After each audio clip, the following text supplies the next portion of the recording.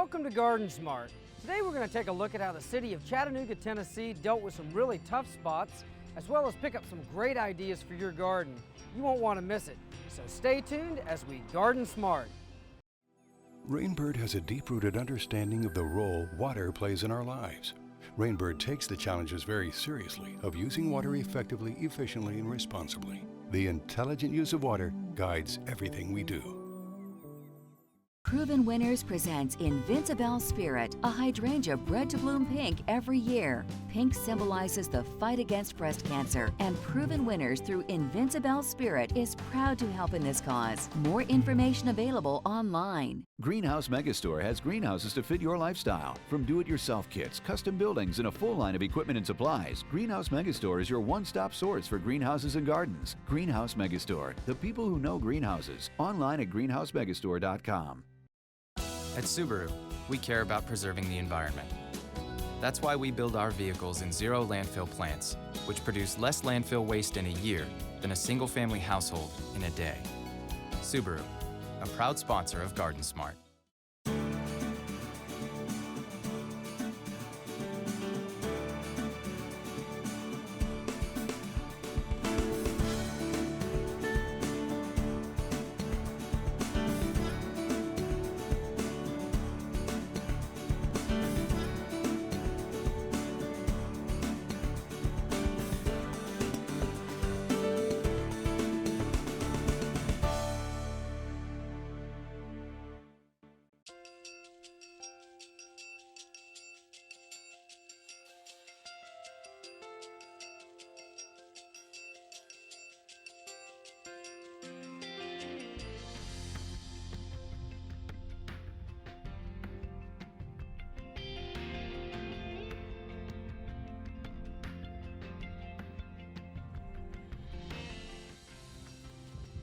I'm here today with Sandy Salto, who's a nurseryman from Chattanooga, Tennessee, and also the owner of a wonderful little retail garden center called the Little Greenhouse right in the center of town.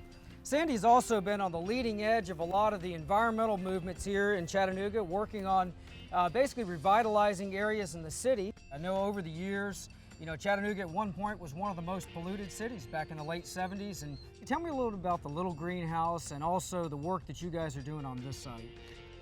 Well, initially our focus was retail sales down here, and what I noticed that we could do is we could provide a service to the city of Chattanooga, and we could also couple that with remediating some of the environmental issues down here in the corridor. So we found the location, the city was real helpful in that, and we've gone from there. Yeah, well, your garden center looks fantastic. You guys have done a wonderful job with that. And I know the site that we're on right now is one that basically was indicative of a lot of the sites in Chattanooga years ago. Correct. And you guys have basically been working on revitalizing this site. There was, of course, years ago, a tremendous amount of pollution in Chattanooga, and you can see over the years how the city has essentially evolved in revitalizing these areas. There's just so many beautiful sites. Not only right across the street from us, it looks absolutely fantastic, and you can see the progress. Tell me a little bit about what you guys are doing here and kind of what your vision is for this site. Well, the true vision with the private-public partnership is to be able to propagate trees again for the city, but also being able to, in some cases, reduce the stormwater effect and build ponds, etc., that would clean the gray water and that we could use ultimately to irrigate our trees with. So it was a full cycle, kind of sort of a serendipitous relationship between the city and ourselves. Well, not only has it made a huge impact on the environment here, but it's also changed the whole face of the city. It's really a beautiful place to be, and I'm really looking forward to seeing some of the other sites that you guys have worked on and some of the really creative solutions you've come up with. Well, I'd love to show you those. Let's go take a look. Thank you.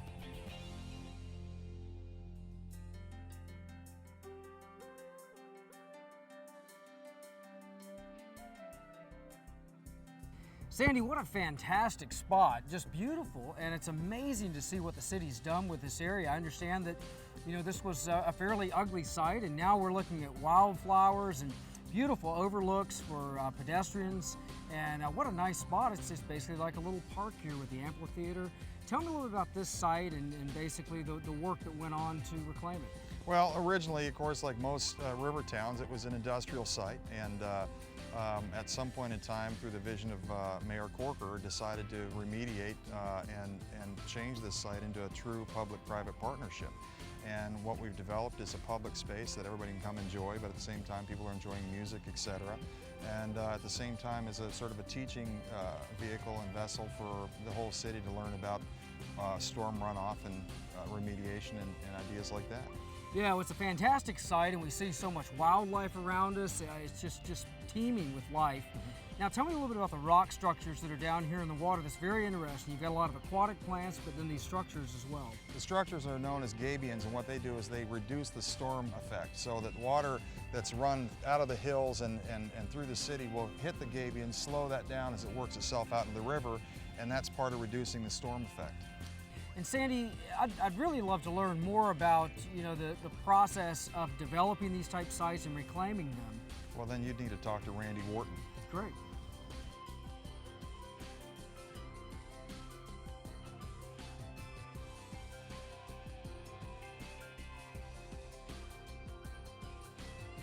I'm here with Randy Wharton, and Randy has really taken an active role in the environmental revitalization of Chattanooga. Randy, tell me a little bit about yourself and about your company. Well, from Colorado, electrical engineer by training, and spent most of my career there building printed circuit boards, basically. But you know, looking at the environmental issues, and my passion really is the outdoors, and I just really knew that my heart should be elsewhere, and I started studying options there. I really wanted to get in a startup company. It was a really good fit.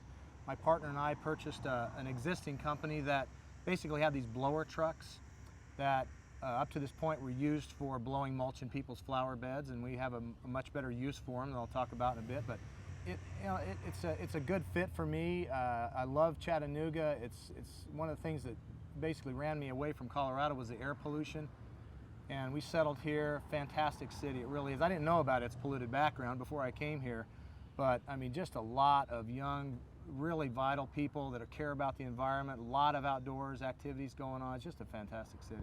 Well, you can really feel the electricity in the air. It's a wonderful downtown, and there's so much work that's going on. It's a beautiful place. Now, tell me a little bit about the technology that you're involved in. Well, up to this point, construction erosion control was done with silt fence, and silt fence really just the water backed up behind this silt fence and makes a dam, and then gravity just lets the suspended solids settle out. Filtrex is the company that invented this sock, and they use these blower trucks that I talked about and blow in mulch in this sock. And mulch is, you know, it's just ground up trees and limbs. And what that does is it filters the water, the storm water, and it catches all the suspended solids, catches like 95% of suspended solids, but also does a great thing with petroleum. It's like 98% petroleum gets trapped in the sock. So it's filter medium rather than damming it up. And you know, silt fence always fails when you need it most, is when a big rain event, it just dumps the fence over. And this doesn't require trenching, and it filters as it goes. Really wonderful invention. One of the other innovative products that we've got is a high density, 100% recycled high density polyethylene grid that you lay out on the ground, and you put dirt and seed inside the grid, and it grows, and you can grow grass that you can drive on. It's strong enough to drive tanker trucks on. Well, and you guys have also developed a number of other applications for the product that's more of a green application. Tell me a little bit about that part of the technology. Well, this is something we've kind of stumbled upon, and that is filling up the socks with a growing medium. And this is a leaf compost that we use a lot. Works great, but you could use any kind of dirt. And you fill it up with a growing medium, and these blower trucks have seed injectors in them. So you could inject it with seed and grow socks that are of grass. But really what's worked out great, and Sandy has helped us out a lot with that, and finding the right kind of plants that are erosion control plants. They need to be deep rooting, kind of drought tolerant plants. It could be live stakes, it could be sprigs, whatever. But once you get the plants established and the right kinds of plants established that's got deep enough roots, you don't need the sock. After a couple growing seasons, it all dies off. You know, the sock goes away or is no longer needed. It returns it all back to nature in a couple growing seasons. Wow. Well, you guys have clearly developed some wonderful municipal and commercial applications. Tell me a little bit about the homeowner side of this. That's where it really gets fun and exciting too. If you look, let me back up.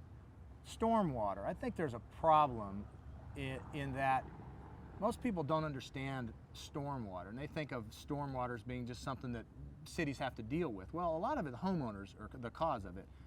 An average half-inch rain in nature, there's no concrete and steel. That half-inch rain all stays on site. None of it goes into the streams and rivers. But in an urban environment like this, 75% of that stormwater goes into the streams and rivers. And a lot of it is because of all of this concrete and steel and roofs, and I mean, it really is a major problem. And I think we can solve a lot of it with this technology and just awareness of people. But if you look around, you see, raised beds are done with railroad ties, and railroad ties are nasty to begin with because they're soaked in creosote, and that creosote gets down in the water, and it's just nasty. Obviously, concrete not only is unattractive, but it's a stormwater problem. And a lot of the products that we're going to show you can solve all of those, or a lot of those issues that are formerly concrete and steel that we all want to get away from. Well, it's fantastic to see the ways that you guys have so creatively and innovatively used this product and many others, and really looking forward to taking a look at some of those. Yeah, so am I. Thanks. Randy, what a fantastic view. I mean, you can see all the way down to the city. In fact, we hear them warming up for tonight's concert. Really a neat spot. Yeah. I tell you, I've seen a lot of green roofs, but I don't think I've seen one quite like this. Talk to me a little bit about what's unique about this green roof and a little bit about the construction of green roofs, say if I wanted to build one on my own home. Sure. Well, this green roof is pretty simple, really. We put a filter sock or living sock around the edge of it. We call it a garden sock, that the homeowner can plant whatever they want in that. In the middle, really, it's just a simple 50-50 mixture of locally recycled leaf compost that we make ourselves and a expanded slate to add some structure to it. Most green roofs require some kind of a drain system underneath, which is usually very expensive, and a lot of them are kind of mandating a very extensive organic medium, which I think in most cases is unnecessary. A lot of the plants that we see in this green roof, which are common to other green roofs, would be sedum tricolored, sedum angelina you see in there, lysomachia is used oftentimes. Really, really going to look nice once that fills in. Yeah, it only takes a year or 2 years max, and it's weed free. Yeah, it's really neat. There are a lot of benefits to green roofs, and I want you to talk about just a few of those that would be meaningful to our viewers. Sure. The most damaging element to a roof is the sun. So this completely eliminates that element. So it makes your roof last 2 to 3 times longer than it normally would. Insulating value, probably 2 to 3 times what it is normally. So that in itself would probably pay for a green roof in a couple years. But also the storm water. It's not a completely permeable surface now because you're going to have some of the water is going to run off, but it's pretty close. And really, this method of doing a green roof is really inexpensive, really a fraction of the cost of what it normally would cost. Yeah, so it's great for the home, it's great for the environment, and of course, once this fills in, it's going to look fantastic. Yeah, simple. It's really nice. Thanks, Randy. Yeah.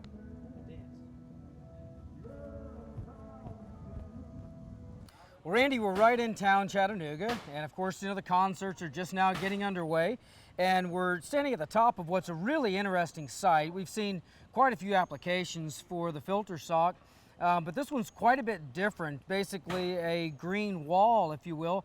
And I want you to tell me a little bit about basically how you guys constructed the wall and how this project came about. Certainly. Well, first of all, it was a nasty eroded slope, has been for 5 or 10 years. And we came in and said, they were going to originally build a retaining wall, block wall, and we came in and proposed this living wall concept. Fairly new concept, and they were kind of scratching their heads saying, I'm not sure I want to do that. Well, it was good timing because we got all the people in the right room, and the city paid for half, and the developer paid for half, and then the owner of the condominium complex right here paid for a third, thirds. And so they all joined forces and said, let's give it a shot. And what it is really is we just lay living sock. So it's the sock is injected with compost and seed instead of the filter medium. So we just lay the sock down at the bottom. We anchor it with either stakes, or we anchor to some of the existing root structure if we can, or we do these things called duck bills. But anyway, anchor, get a good footer, and we just slowly keep laying sock on top of sock on top of sock, anchoring it as we go, and it builds it all up. And then after it's all laid in, we go in after and plant with live stakes a lot of these trees that you see, and they're all good erosion control plants, deep rooting.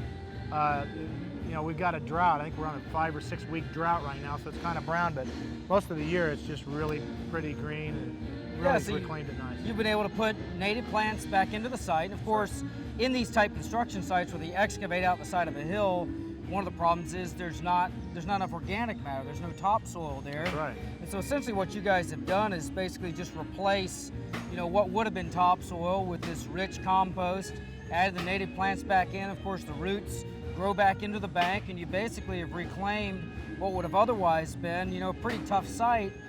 You know, typically the options would be just concrete or block walls, and this is so much nicer. And of course, you know, any of the water coming down the hill is used by the plants, doesn't make it out to the road.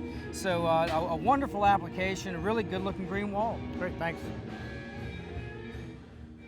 Randy, this is a site that we see often on steep inclines where the contractors will basically just come in with the riprap, put it down for erosion control. But one thing that's a bit uncommon about this site is the amount of vegetation that we see. Of course, it would naturally take years and years and years for the vegetation to come back.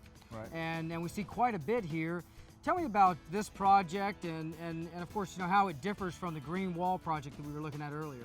Yeah, certainly, and you're right, there's a lot of riprap out there. And it does a great job for erosion control, but it would take 50, 100 years, I'm not sure how long, to get organics back in the rock. And what we've done is just kind of accelerated that. With our blower trucks, we just blow in the locally recycled leaf compost in here, injected with the meadow and wildflower seeds. And really all we're doing is just giving Mother Nature a kind of a head start. Well, it looks really good, and of course you're bringing back the native grasses, the native wildflowers, and of course, you know, the roots help hold the bank in very well, reestablish a lot of the plants, and of course it's great from a standpoint of the runoff that's coming off the hill. The plants can utilize that. You're not getting as much drainage back into the lake. Absolutely. One other key component too is that there's a lot of water-based animals that need dirt to nest in, and there's a lot of land-based animals that obviously need to get down and get a drink. And with just regular riprap, I think we really have a hard time with managing that sort of wildlife element. So I think this solves a lot of those problems as well. Well, so it's got a number of functional aspects, and of course it really looks great. Awesome, thanks. Well, Randy, we've seen a number of commercial and municipal uses for the product, from green roofs to living walls, ways of controlling erosion. And we're here at your home, and you've come up with a number of really neat creative ideas for, say, additional uses. And I want you to start by telling me about the use that we've got right behind here. It's basically a living wall that you've suspended between two trees, and you know, you've got some English ivy in there, some petunias, so you've got, you know, evergreen and some color. Tell me about basically how you built it, and then talk to me a little bit about the living wall.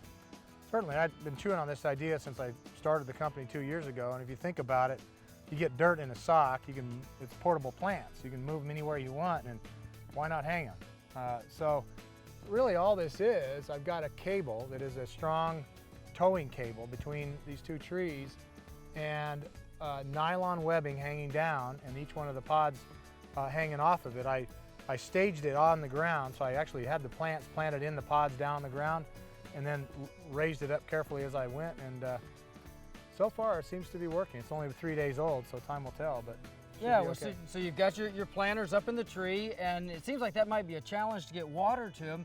How have you figured out the irrigation side of this? Yeah, good question.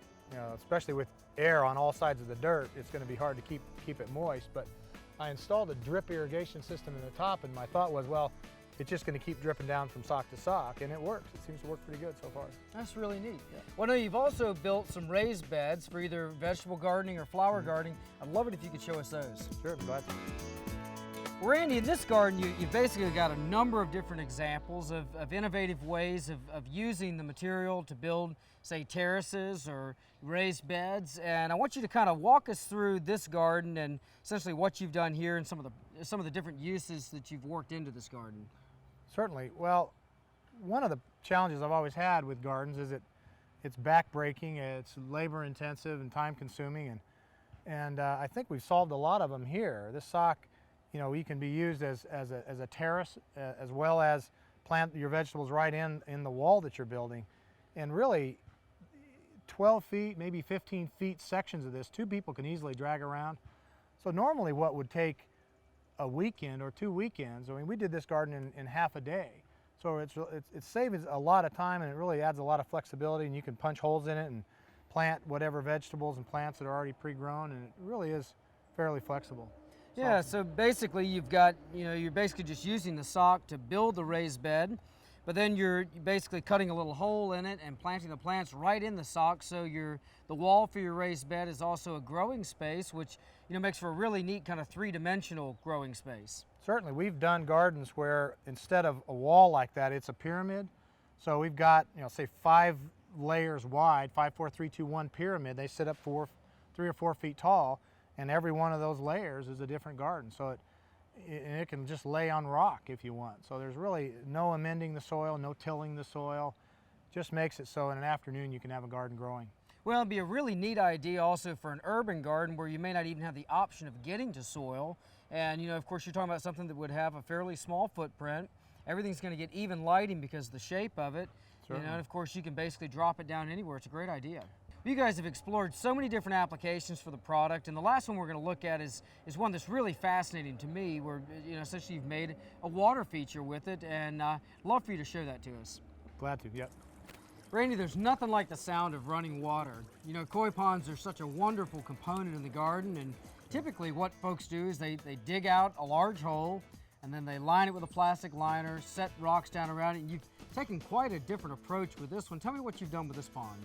Well, yeah, there is a little bit of a hole dug, but it's not needed because most of what's around the pond is the living sock. And it's just, again, compost filled in the sock that helps provide the border. And it really takes a lot of the back-breaking work out of building a pond, of hauling rock.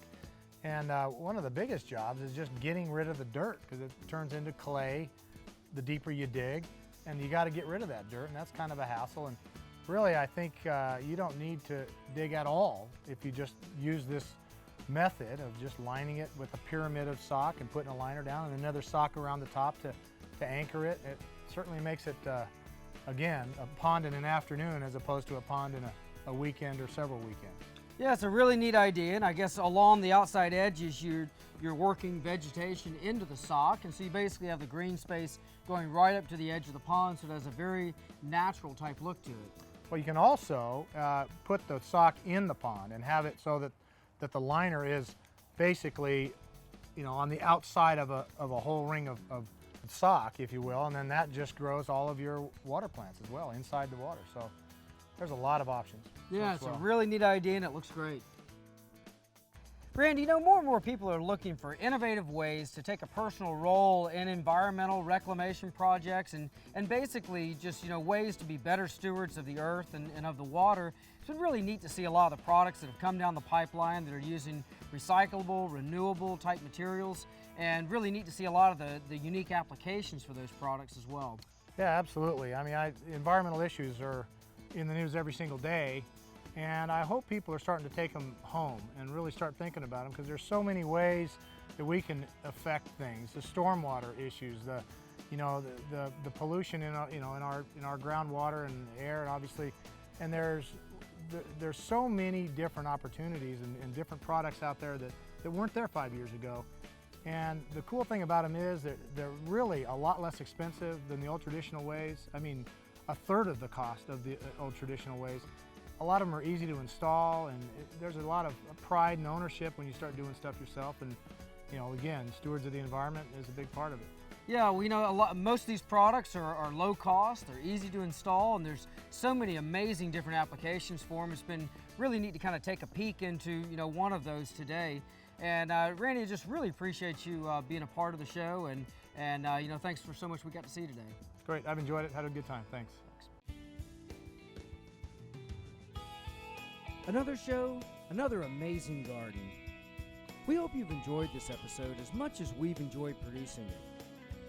If you watch the show, we travel the country visiting beautiful gardens. Well, we have a surprise in store for several in the audience. To learn more about the surprise, visit our website at GardenSMART.com. Rainbird has a deep-rooted understanding of the role water plays in our lives. Rainbird takes the challenges very seriously of using water effectively, efficiently, and responsibly. The intelligent use of water guides everything we do. Proven Winners presents Invincible Spirit, a hydrangea bred to bloom pink every year. Pink symbolizes the fight against breast cancer, and Proven Winners through Invincible Spirit is proud to help in this cause. More information available online. Greenhouse Megastore has greenhouses to fit your lifestyle. From do-it-yourself kits, custom buildings, and a full line of equipment and supplies, Greenhouse Megastore is your one-stop source for greenhouses and gardens. Greenhouse Megastore, the people who know greenhouses. Online at greenhousemegastore.com. At Subaru, we care about preserving the environment. That's why we build our vehicles in zero landfill plants, which produce less landfill waste in a year than a single-family household in a day. Subaru, a proud sponsor of GardenSMART. Today we got a glimpse into some really innovative ideas and ways folks are dealing with environmental solutions commercially, and also some wonderful solutions for the home gardener. If you have any questions about anything you've seen on the show, please feel free to visit our website at GardenSMART.tv. And remember, even if you're a master gardener, there's always more to learn. So join us next week as we garden smart.